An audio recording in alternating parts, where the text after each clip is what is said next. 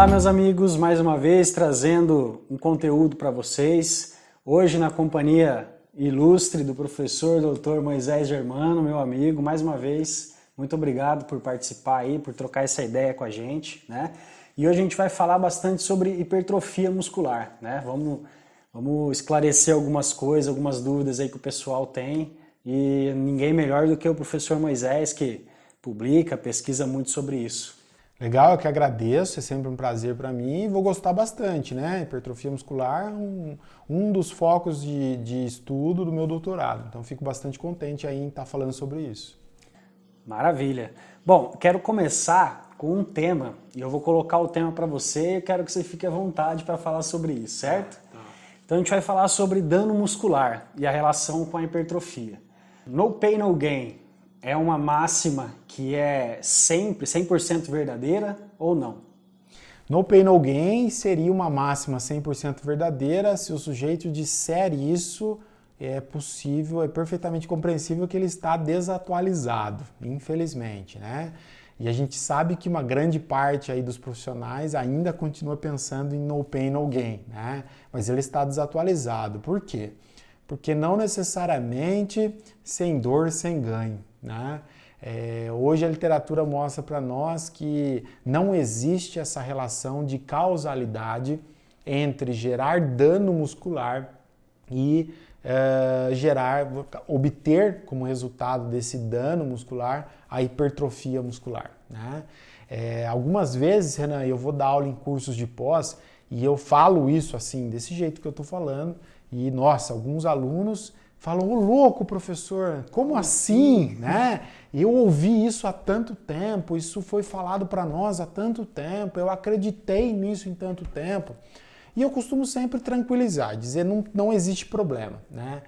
Isso realmente foi falado por muito tempo, né, da educação física, que era muito interessante gerar dano muscular, ou seja, microlesões teciduais, de modo que isso resultaria em um processo inflamatório com a migração de células imunológicas para essa região. O dano muscular é considerado um processo inflamatório brando, agudo e localizado, né? Então você tem a migração de células imunológicas, você tem ativação, proliferação e diferenciação de células satélites que vão para esse local para fazer um trabalho de remodelamento do tecido muscular. E então acreditava-se que esse remodelamento do tecido muscular era por si um processo hipertrófico, principalmente associado ao conceito de que pós-sessão de treinamento de força, especialmente essas sessões que são volumosas, extenuantes, né? Com grandes intensidades e que geram muitos mecanismos de fadiga, foi postulado que, por muito tempo, que pós-sessão de treinamento de força, 15 minutos, 30 minutos até uma hora, tem aumento nos níveis de hormônios anabólicos, como testosterona, GH. E associado a essa secreção de hormônios anabólicos e o processo inflamatório, essa atividade de células imunológicas e células satélites resultava em sinalizações de enzimas que gerariam a síntese proteica, ok? Como, por exemplo, a tão conhecida mTOR. Né?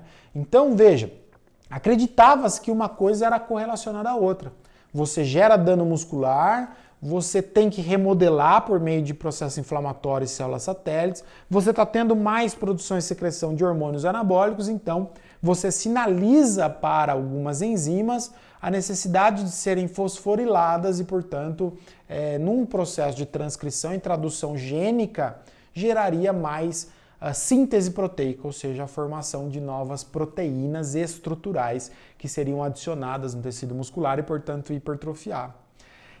Aí os alunos falam para mim, nossa, Moisés, mas isso tudo não acontece? Eu falo, não, calma, acontece. O dano muscular, principalmente para pessoas inexperientes, pouco treinadas, ele é um processo inevitável. A pessoa vai passar por ele, né? E precisa passar por ele.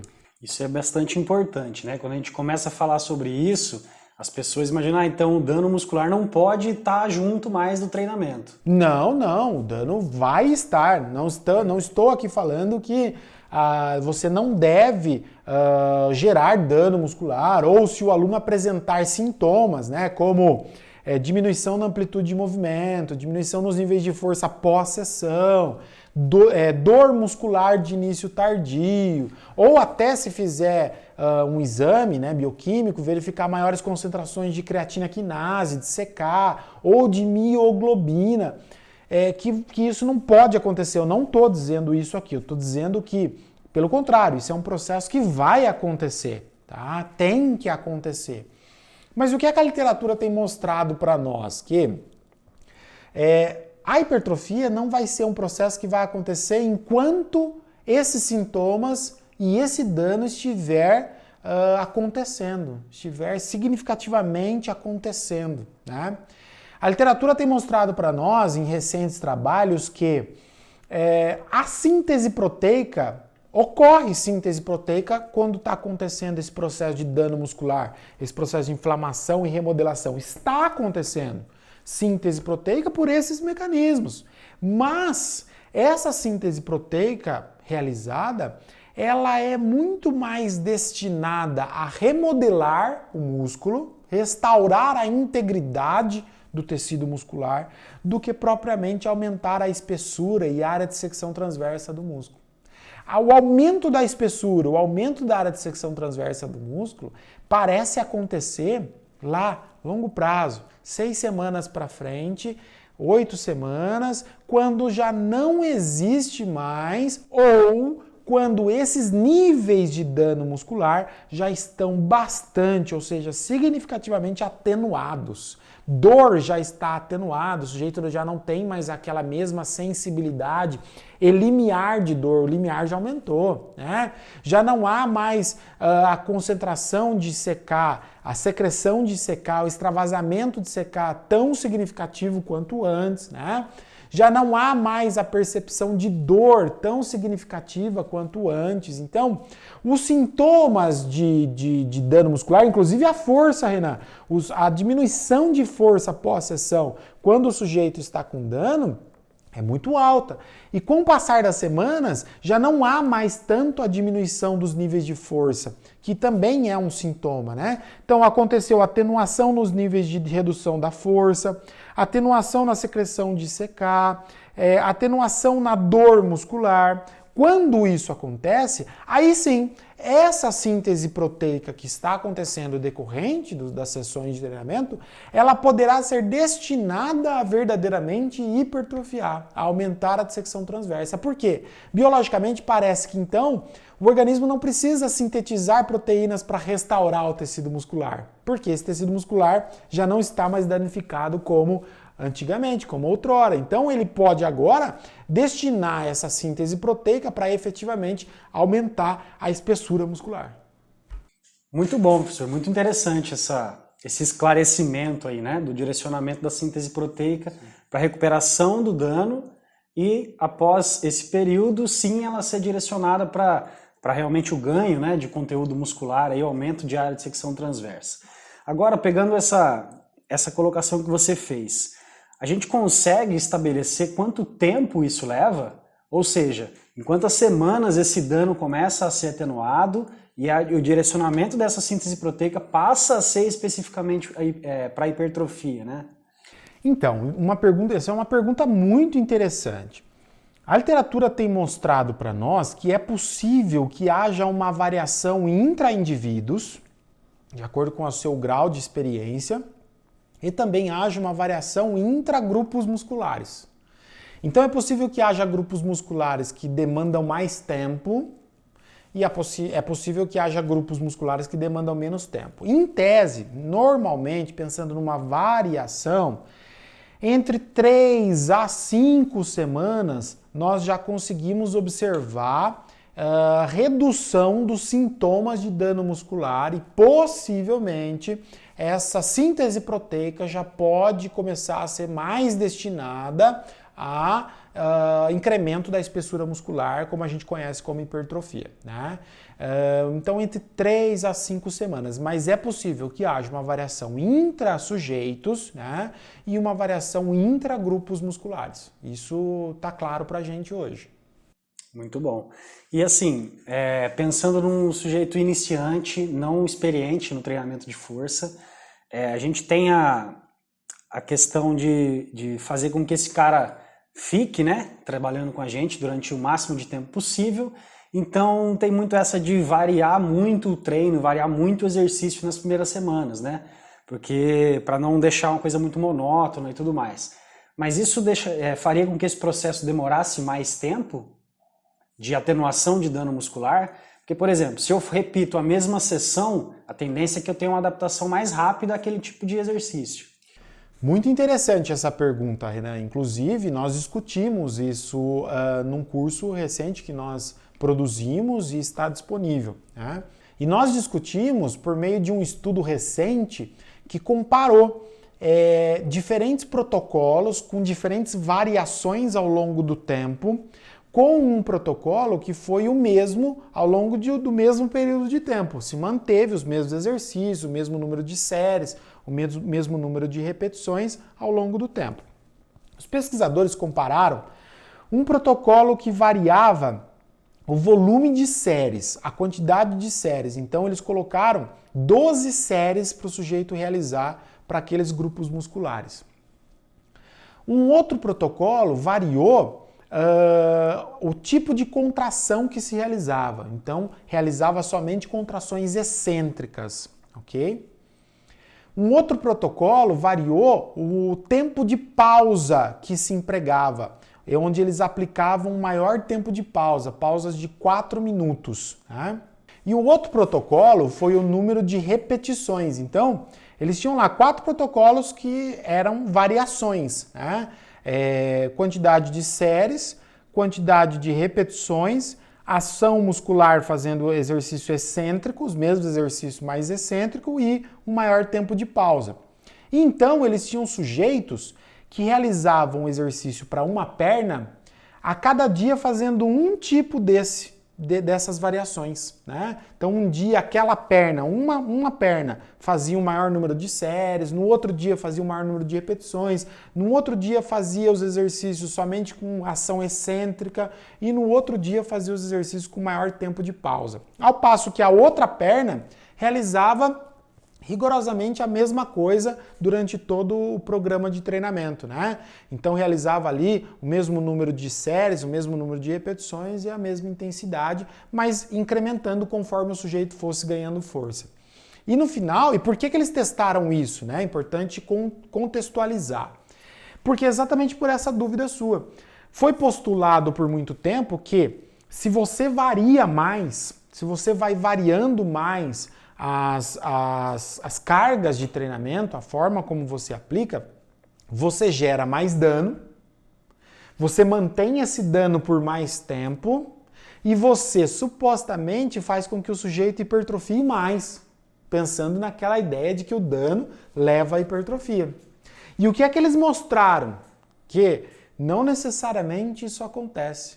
Não necessariamente ficar variando a forma como você executa hipertrofia mais do que se você manter de forma contínua a mesma quantidade de séries, a mesma quantidade de exercícios, de repetições, a intensidade sendo ajustada a cada sessão conforme o sujeito vai ganhando força. Não, os ganhos de força em alguns grupos musculares foram rigorosamente iguais. Né? Não houve diferença, houve taxa de síntese proteica similar e ganhos hipertróficos similares com aquilo que foi mantido ao longo do tempo. Olha que interessante, né? Então não necessariamente, isso também prova que não é o dano que vai, o fato de você variar mais, gerar mais dano que vai fazer você hipertrofiar mais. Não, não necessariamente. É a capacidade de gerar síntese proteica, mas destinada a verdadeiramente hipertrofiar, uma vez que você já não é mais sedentário, pouco experiente, né?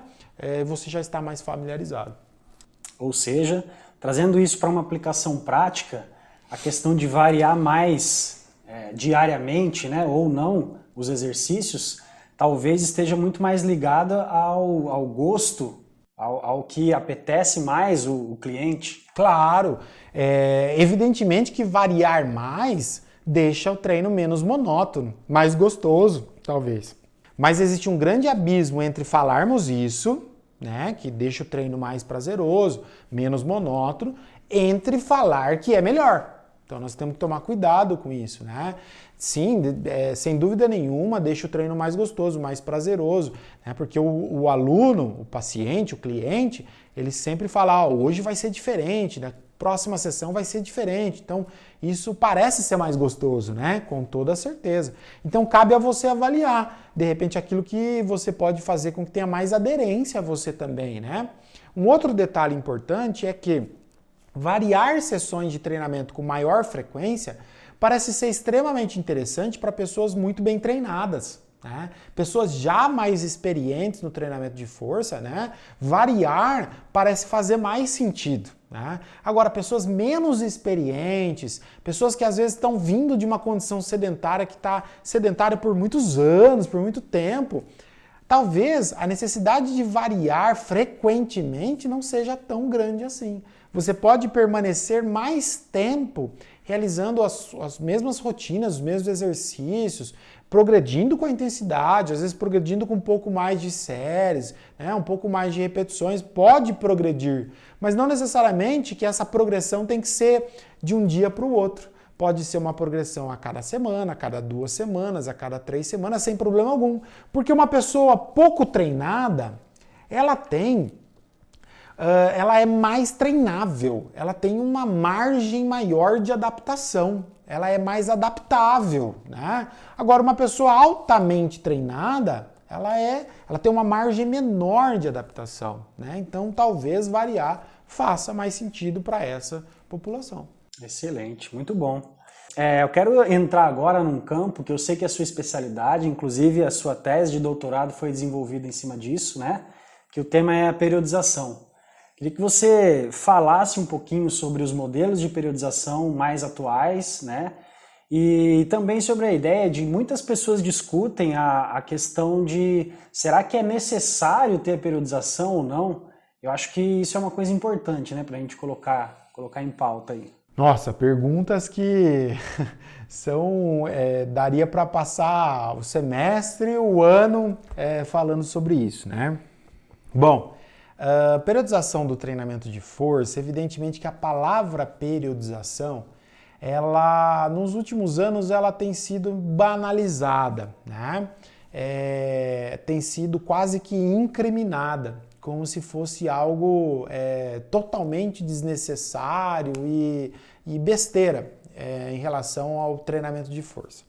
A gente precisa dizer que periodização para o treinamento de força, pensando em pessoas do fitness e tal, claro, traz consigo conceitos lá do treinamento esportivo, né? Que por tantos anos, por meio das periodizações, levou atletas a Olimpíadas, né? De forma organizada no desenvolvimento das capacidades físicas. Evidentemente que para a pessoa do fitness, a pessoa não vai competir, né? Então você tem lá um sujeito que chega para você, mas por que você vai periodizar para ele se ele não é um atleta, ele não é um competidor, né? Por isso que eu sempre digo que periodização, ela entra num contexto de organização, né? De estruturação, de preparação, né? De organizar aquilo que você vai fazer em cada fase de treinamento, né? As pessoas acham que periodização é algo exclusivo de atletas, né? Pela palavra ser muito consolidada a performance. Mas não, periodização nada mais, nada menos se reflete a organizar as cargas de treinamento ao longo do tempo. Dentro disso, existem diversos modelos de periodização. Hoje, os mais comuns do treinamento de força é a periodização linear, que pode ser tanto a tradicional quanto a linear reversa, e é a periodização não linear, que normalmente nós chamamos de periodização ondulatória, tá?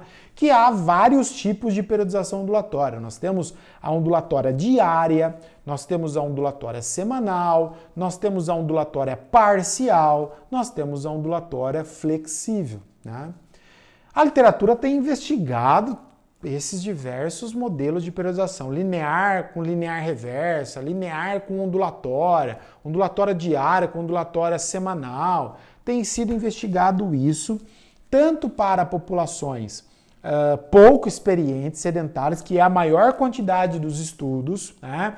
Há pouquíssimo estudo com população bem treinada, experiente, né? No treinamento de força. E, como você mencionou, a minha tese de doutorado foi comparar periodização linear com periodização ondulatória diária para pessoas extremamente bem treinadas, consideradas muito experientes no treinamento de força, tá? De modo que nós equalizamos as cargas de treinamento para linear e ondulatória e, obviamente, para ganhos de força e hipertrofia, nós tivemos resultados similares, não houve superioridade de uma sobre outra. Embora nós também, além de observar as respostas dos grupos, nós observamos as respostas individuais de cada sujeito frente a esses modelos de periodização, o que é algo novo na literatura aí, e você pode conferir no nosso curso disponível recentemente. Mas, com relação à pergunta sobre se vale a pena ainda periodizar, né? Porque algumas pessoas dizem que, será que vale? Há alguns estudos, revisões temáticas que têm observado, comparado montagens não periodizadas com montagens periodizadas para o treinamento de força. Eu preciso ser honesto em dizer que esses estudos, eles muitas vezes mostram para a gente que não há superioridade de montagens periodizadas sobre montagens não periodizadas. Nos ganhos de força, nos ganhos de hipertrofia, né? Mostrando que as montagens não periodizadas resultam nesses ganhos tanto quanto montagens periodizadas, tá? No entanto, a crítica que eu deixo é que a maioria desses estudos que entram nessas revisões temáticas são os estudos que utilizaram amostras muito pouco experientes e muito pouco bem treinadas, né? Então, de modo que fica mais evidente que pessoas sedentárias e pouco experientes, realmente, talvez pouco importe se você vai fazer uma montagem periodizada ou uma montagem não periodizada, porque, coitado, essa pessoa está há tanto tempo sem se exercitar que, obviamente, que a hora que ela começa a se exercitar, seja periodizado, seja numa montagem periodizada, sistematizada, ou seja, cada período estabelecido que vai ser feito, ou uma montagem única, contínua, o sujeito vai apresentar benefícios e resultados positivos, né?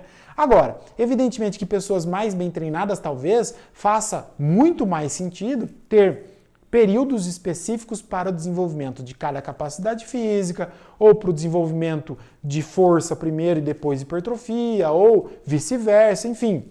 Faça mais sentido separar o desenvolvimento de capacidades físicas ou separar a forma com que eu aplico a intensidade, a quanto que eu aplico de séries, de repetições em cada período de tempo de forma organizada, estruturada e que é o que significa periodizada. Então, se você me perguntasse, se eu pudesse resumir, eu te diria, olha, pessoas mais experientes e bem treinadas parece fazer mais sentido ter estruturas mais organizadas e, portanto, periodizadas. Pessoas menos treinadas e pouco experientes, parece que realmente montagens não periodizadas são tão significativas nos ganhos quanto montagens periodizadas. Mas se você for pelo caminho de entender que periodização é organização, é estruturação, até para pessoas pouco treinadas e sedentárias, parece fazer sentido também, no sentido de deixar sua sessão organizada, suas semanas de treinamento organizadas, saber quando você vai progredir com mais séries, quando você vai progredir com repetições, com intensidades, né? Com número de exercícios. Então, também faz sentido você ter essa organização, que é o que significa periodizar. Muito bom. E até para a nossa prática mesmo, é muito mais fácil quando você já tem tudo isso organizado. Lógico, né? Não dá para chegar na hora da sessão e falar assim, o que será que eu vou aplicar para o Renan? Não dá para fazer isso, né? Você tem que ter organizado. Se você organiza, você periodiza, né? É óbvio que periodizar também está muito atrelado a quanto de séries você vai aplicar por semana, quanto de intensidade, quanto de repetições, mas isso é organizar. Você pode organizar como vai ser. Eu vou progredir com o número de séries, vou colocar mais uma série por grupo muscular a cada 2 semanas. Se você faz isso, você está periodizando. Eu vou aumentar 3 repetições em cada exercício a cada 3 semanas. Se você faz isso, você está periodizando. É uma forma de periodizar. Evidentemente que periodização linear tem uma estrutura pré-estabelecida, né, de séries, de repetições, e a periodização ondulatória também, seja ela qual for. Né? Aí já são modelos mais sistematizados e padronizados, que a literatura vai mostrar para você também que são eficientes e você pode utilizar. E eu quero entrar agora num campo que é em relação à carga de treino. Tá? A gente está falando especificamente hoje mais sobre hipertrofia e a gente andou um pouquinho aí sobre o dano muscular, a periodização e agora a gente vai falar sobre carga de treinamento. E carga de treinamento, eu queria que você colocasse o conceito de carga de treinamento, porque eu percebo que tem muita gente que confunde um pouco a intensidade do exercício, a quilagem levantada em cada exercício, com a carga de treinamento, que é uma outra coisa um pouco mais complexa, né? Carga de treinamento, as pessoas confundem mesmo com a variável intensidade, né? No treinamento de força, a intensidade ela é representada pela quantidade de peso que eu atribuo nos exercícios, né? Mas isso não significa carga de treinamento. Carga de treinamento é o todo, né? Não é só a intensidade. O volume de séries, o volume de repetições, né? O volume de ações musculares, a pausa que eu aplico, a velocidade de execução que se realiza, a ordem dos exercícios que estão sendo seguidas, tudo isso é carga de treinamento. Porque se você mexer em uma variável ali, em apenas uma, muda completamente a carga de treinamento. Então se você, por exemplo, em uma semana está aplicando uma sessão, onde você tem lá X exercícios, com X séries, com X repetições, dentro de uma ordem, com X de velocidade. E você aplica 1 minuto de pausa entre as séries e entre exercícios. Show! Se na semana seguinte você for lá e aplicar os mesmos exercícios, mesma quantidade de séries, de repetições, de velocidade de execução, a mesma ordem, mas aplicar 30 segundos de pausa, ou seja, diminuir 30 segundos do que você tinha de descanso, obviamente que muda a carga de treinamento, né? Assim como se você aumentar, obviamente vai mudar a carga de treinamento, né? Se você mudar a quantidade de intensidade, vai mudar. A quantidade de séries, né, por exercício, vai mudar a carga de treinamento. Se você mudar a velocidade de execução, uma velocidade mais rápida, uma velocidade mais lenta, vai mudar a carga de treinamento. E isso é expresso, nós podemos observar, pela carga total levantada, né, que é expressa em quilogramas força, que a gente consegue mensurar toda a carga total levantada em quilogramas força, né? Que é uma medida importante para nós. E nós conseguimos ver a progressão do aluno ao longo do tempo. Mas mudou qualquer variável, você muda o todo, você muda a carga de treinamento. Então não é só a intensidade. Muitas vezes você observa na academia, né? Um falando para o outro, qual a carga que você vai usar nesse exercício? Né? Ele está se referindo a quanto de peso vai ser colocado ali, né? Quantos quilogramas vão ser colocados ali de intensidade, mas isso não é carga, a carga é o todo. Né? Em relação a essa carga de treinamento, né? Essa carga total levantada, ou volume load, como a gente conhece também, sim, existe uma relação direta entre esse aumento, esse incremento e também o incremento de massa muscular? Não necessariamente. Não necessariamente aumentar, gerar um aumento no volume load, né, nas cargas totais levantadas, significa que haverá mais hipertrofia do que um determinado grupo que obteve uma carga total levantada menor, né? Não necessariamente. Há inúmeros fatores que podem influenciar aí, né? Muitas vezes você faz um número grande de repetições, por exemplo, 20 a 25 repetições realizadas dentro de uma série, comparado a um outro sujeito que faz entre 8 a 12 repetições. Só que muitas vezes, para você fazer esses 20 a 25 repetições, você coloca até uma intensidade menor para você fazer esse volume maior de repetições.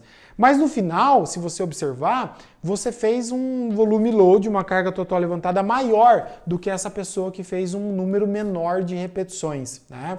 Então você olharia e falaria assim, olha lá, o sujeito levantou mais carga total levantada, então ele teria mais hipertrofia. Mas às vezes o sujeito que fez entre 8 a 10 repetições pode ter feito com uma intensidade maior, muito próximo da falha, né? E pode ter um volume load menor do que esse outro sujeito, mas apresentar resultados mais positivos com relação à hipertrofia. Então, não necessariamente elevar o volume load resulta em maior hipertrofia. Pode acontecer, se for equalizado esse volume load, então, independente da forma como se trabalha com mais ou menos repetições, pode acontecer uma similaridade na resposta hipertrófica, mas não necessariamente. Muito bom. Quer dizer, com toda essa conversa, esse bate-papo aqui com o professor Moisés, a gente chega aí basicamente à conclusão de que a gente precisa pensar bastante antes de prescrever. Claro, né? claro. Independente do objetivo, a gente tem que saber primeiro quem é o nosso aluno, né? E entender muito sobre a fisiologia que está por trás disso e sobre as formas de aplicação, né? Não se apegar simplesmente a um protocolo em si, mas entender o que isso pode e como pode atingir as pessoas que a gente está atendendo. Inclusive, recentemente a gente publicou alguns trabalhos aí, né, que nós comparamos diferentes frequências semanais de treinamento de força e a resposta do ganho de força e na hipertrofia para diferentes grupos musculares.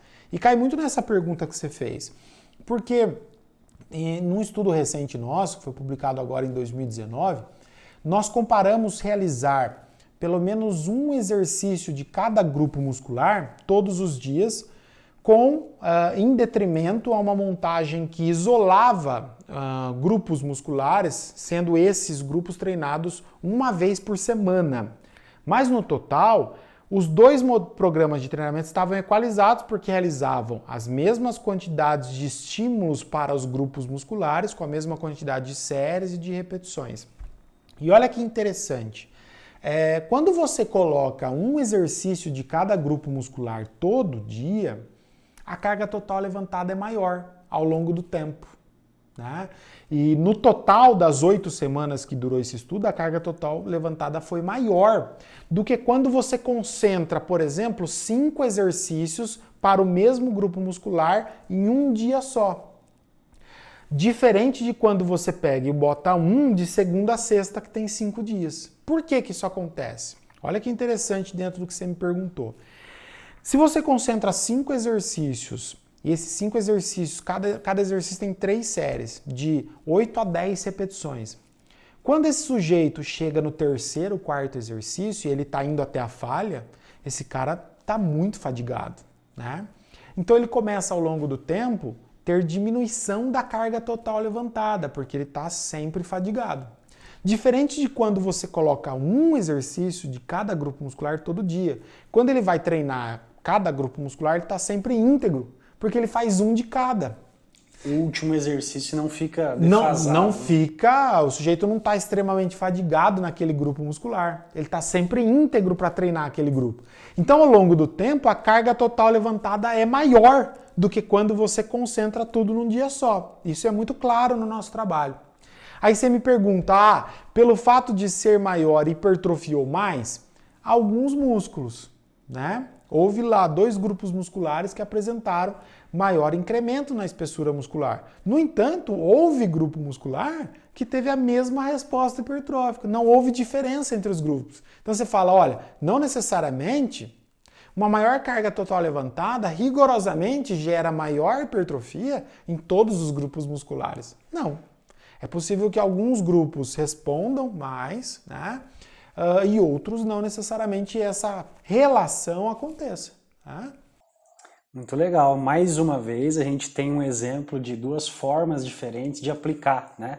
Não de condenar uma muito ruim, não presta para nada, outra maravilhosa, é a salvação de tudo.